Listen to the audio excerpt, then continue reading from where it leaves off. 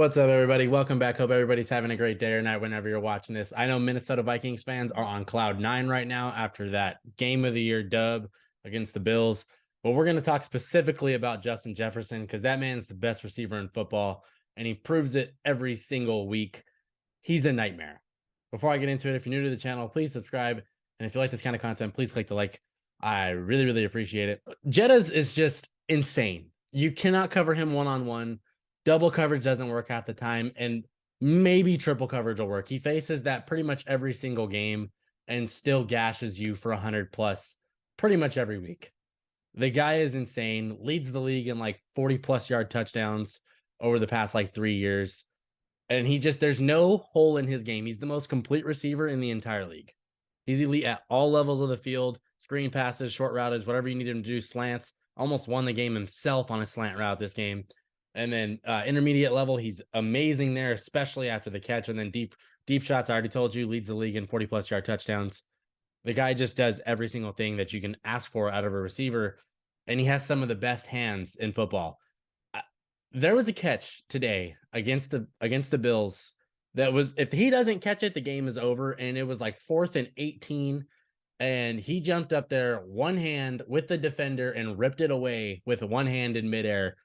That was on the level of like Odell Beckham reaching back against the Cowboys, David Tyree against the Patriots in the Super Bowl like 15 years ago. That was on that level in terms of level of difficulty. It was insane. He's second in the league in yards this year with 867. And that's honestly pretty impressive to me considering his offense now features Dalvin Cook a lot more, Adam Thielen. They just got TJ Hawkinson. So for him to still have this amount of yards is pretty insane. 360 yards after the catch. That means that as soon as he catches the ball, the play is not over yet, and he's just making things happen over and over and over again. You want to go back to week 1 against the Packers, absolutely destroyed that secondary. It wasn't even close. It looked like he was going to go for 300 in that game, just gashed them. Averages about 6.5 catches a game, if not more most times. He had one down game against the Lions where they really pretty much put the entire defense on him to make sure he didn't go off. The Vikings won that game all the way back in like week 3, whatever it was, because the Lions sent like, I think 4 defenders after him on one of the final plays, and it opened up like a huge touchdown for, I think it was KJ Osborne. And just look at some of these games this year. He had 184 yards, 2 touchdowns, and 9 catches against the Packers. 147 yards and 10 catches against the Saints on the road. Has 154 yards and 12 catches against the Bears, 107 yards and 6 catches against the Dolphins, 98 yards and 6 catches against the Cardinals, 115 yards, a touchdown, and 7 catches against the Commanders. And then today, 10 catches, 193 yards, and a touchdown against the Bills. The dude shows up against the most elite teams in the league and just destroys them over and over and over again. And he's not even top 3 in targets while being like top 2 in pretty much every single category you can put across the board. He still gets his target share, obviously, because that's what you're going to do when you have one of the best players on the planet, and in my opinion, the best receiver in football. But there's no game plan that you can really do that, like, if you want to beat the Vikings, that's going to really take him out of the game. Like, unless Kirk Cousins is just bad, which happens from time to time, but there's no way you're going to ice him out of a game. The dude will make it happen no matter who he's facing. Doesn't matter which corner you are. Doesn't matter which defense you have. He's going to gash you. He's going to get his. He's still going to beat you. And there's really nothing you can do about it. And that's the mark of being unstoppable. And if you think about it, in the league, how many receivers are pretty much unstoppable? There's like maybe 3. And he's definitely one of them. And you can expect him to go for usually 7 catches, 100 yards, and he's going to score in most games that he plays. And he only has 3 touchdowns this year, but that's due to a lot of the fact that other guys are getting open because he's getting triple coverage. Simple as that. I love watching this dude play. It's just a highlight every single time he touches the ball. He's one of, honestly, I would say there's 3 guys in the league that it's a highlight every single time they touch the ball. It's him, Tyreek Hill, and Jamar Chase. And those guys are awesome.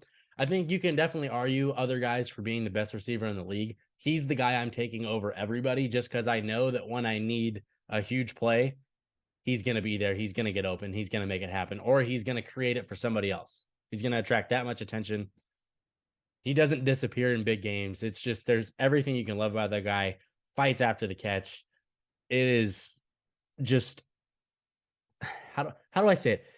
He's basically the most perfect receiver in the league in terms of every raw skill after the catch. He can catch deep ball. He can out jump people. He's fast as hell. He's strong. He fights after the catch. You're not going to get him on a 2-yard play. It's not going to stay as 2 yards. He's going to take 2 and turn it into 10. He just has every single thing, and he never vanishes. And it doesn't matter what you do. That's the true mark of an unstoppable player. Is it doesn't matter what the defense can do. He's still going to get his. I can't get over that catch on 4th and 18 because they don't win that game, obviously, if he doesn't make that play. It's one of the best catches I've ever seen in any context. Doesn't matter. That is one of the best catches I have ever seen.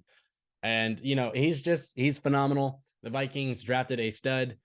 I will forever die on this hill that the Eagles should have drafted him. I was the one of millions of people that thought that was going to happen. It didn't happen, but shout out to Vikings fans because you got this guy for probably another 10 years.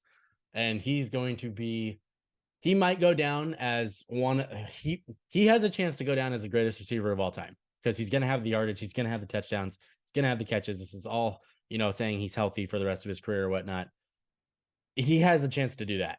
And of the guys in the league right now that have a chance to do that, it's pretty much him. It's pretty much him.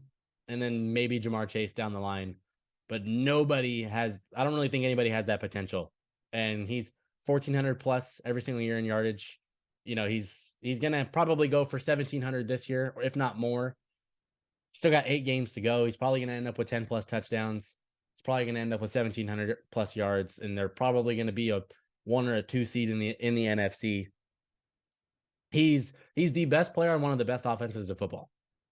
Do you agree with that statement? Do you agree that he's the best receiver in the entire league? If not, who do you have ahead of him? There's only, in my opinion, maybe 2 guys that you can argue. And I'm not going to say their names because I'm going to let y'all have your opinions. Put it in the comments. If you're new to the channel, please subscribe. And if you enjoy this kind of content, please like the video. This is not a hot take. Justin Jefferson is flat out unstoppable. And there's nothing you can do about it. Thank you for watching. I'm done here. Peace.